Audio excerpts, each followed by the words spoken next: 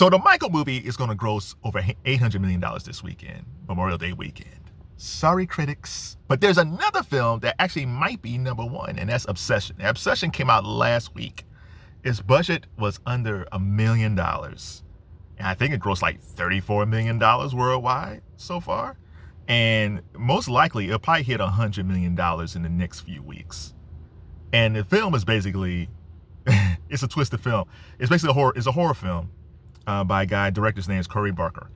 And it basically asks the question, what if you were in love with someone, your crush, and you had one wish, and your wish was, I want my crush to fall in love with me. And when you're a young guy, you always wish that. There's always a girl, and when you're in junior high school, middle school, or high school that you really like, it's like, oh my God, I wish he liked me. Well, he got his wish, and the horror starts. I was telling my brother about this because he never heard of it. And he said, man, that sounds like a Twilight Zone episode. And it does. The beautiful thing about Rod Serling, who created Twilight Zone, he would take something that seemed kind of innocent and made it twisty. Like Burgess Meredith, he was in this one episode where he didn't like people, but he loved reading books.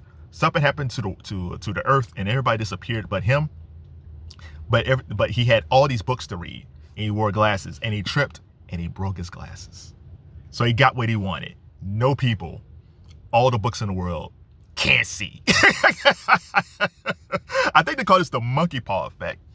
So this Obsession movie is in that realm. And this movie cost under $1 million. And I saw that Focus Features was the people who was distributing it. And I was like, man, this sounds like a film that Blumhouse would have done. Damn it, they did. So Curry Barker, he started off on YouTube. He had a sketch comedy channel, but he always loved horror. I think he saw the Texas Chainsaw when he was 11 years old. Flash forward, he made a horror film called Milk and Cereal, Serial.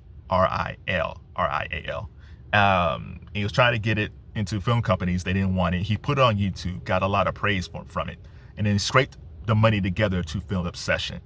In 2025, he took Obsession around to the film festivals, and everybody loved it.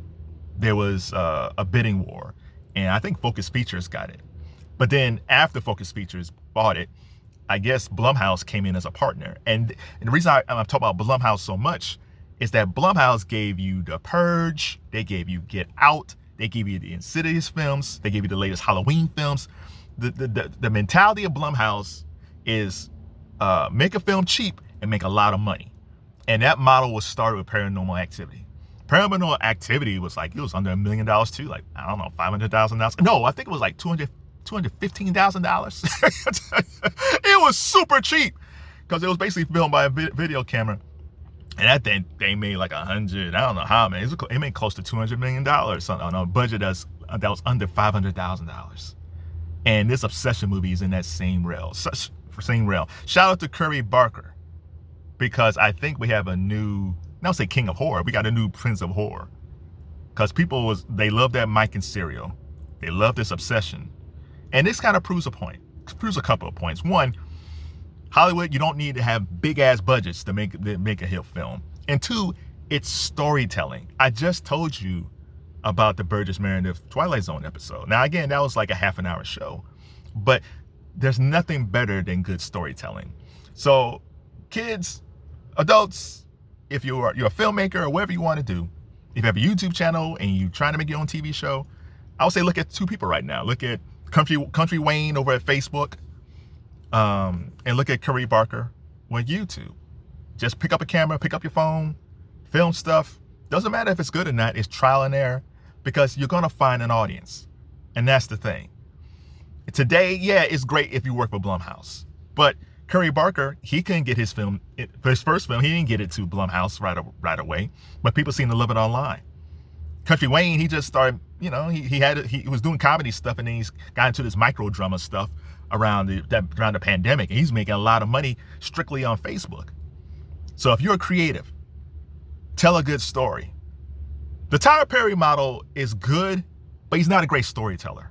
I'm telling you, if you can tell a great story, you will find an audience. You might not be Country Wayne. You might not be Curry Barker, but you be the next you.